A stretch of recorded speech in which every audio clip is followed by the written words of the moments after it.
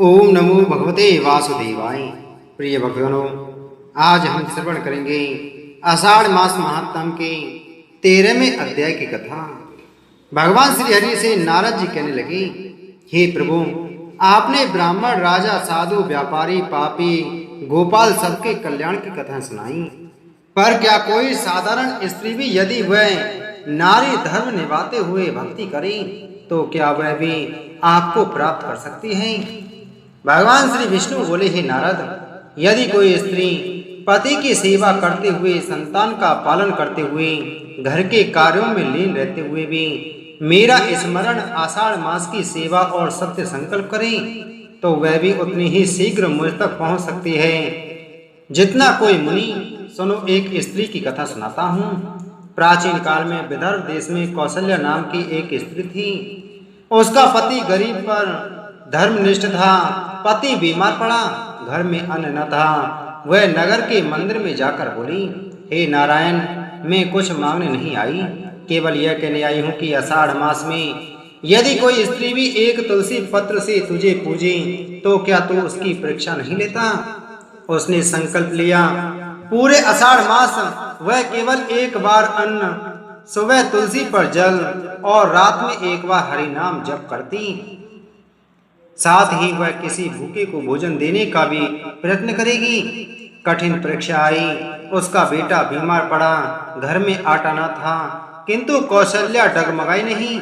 वह बोली, हे श्री हरि, तुझे पाने के लिए अगर मुझे दुख सहना है तो मैं सहूंगी, पर मेरा संकल्प अड़िग रहेगा।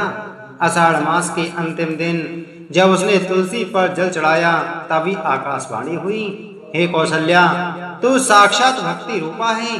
मैं तुझसे प्रसन्न हूँ। जिस घर में तू है वहां मैं हूँ। उसके पति को स्वास्थ्य मिला। उसका पुत्र चमत्कारिक रूप से ठीक हुआ और उनके घर में अन्न वस्त्र स्वयं देवों द्वारा भेजे गए। श्री हरि बोले, हे नारद, जो स्त्री आषाढ़ मास में पवित्रता, सेवा, संयम और हरि नाम में रुचि ले वह सहस्त्र दीपदान, तीर्थ स्नान और व्रत का फल प्राप्त करती है। उसका संकल्प यदि सच्चा हो तो वह गृहस्थ जीवन में रहकर भी मोक्ष का द्वार खोल सकती है। श्री हरि बोले, हे नारद, पुरुष हो या स्त्रियां, ब्राह्मण हो या चर्मकार, जो आषाढ़ मास को श्रद्धा से जीते हैं वह जन्मों के पुण्य को जागृत करते हैं। यह मास केवल धर्म नहीं, यह प्रेम और सत्य निष्ठा का मास है। भगवान श्री हरि नारायण बोले कि हे नारद, मैं तुमको एक और कथा सुनाता हूँ। प्राचीन काल में पुष्कर नगरी में राजा सोमकेतु का राज्य था। राजा धर्मात्मा, ज्ञानी और शांत स्वभाव के थे। उनकी पुत्री का नाम था रत्नावती।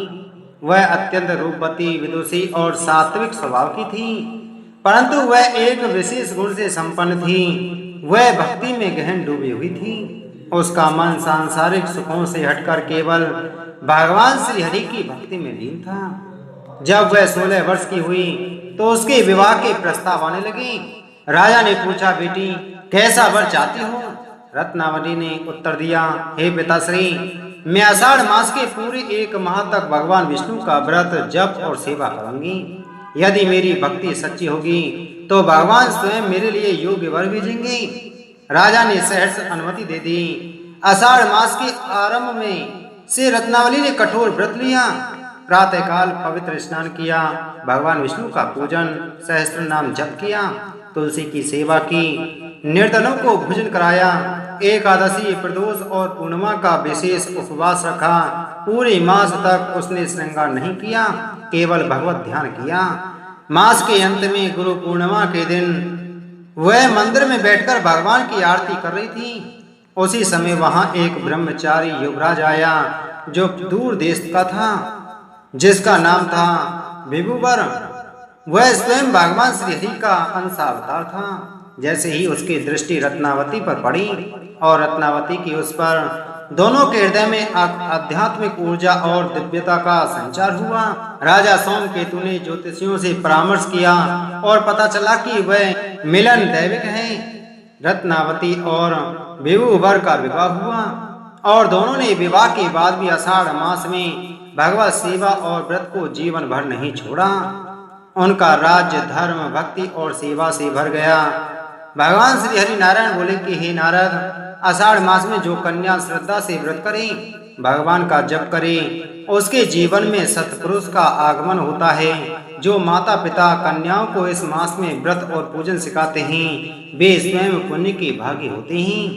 भगवान श्री हरि नारायण बोले कि हे नारद, आषाढ़ मास केवल पाप मोचन नहीं, सदगृहस्थ जीवन की नींव भी है।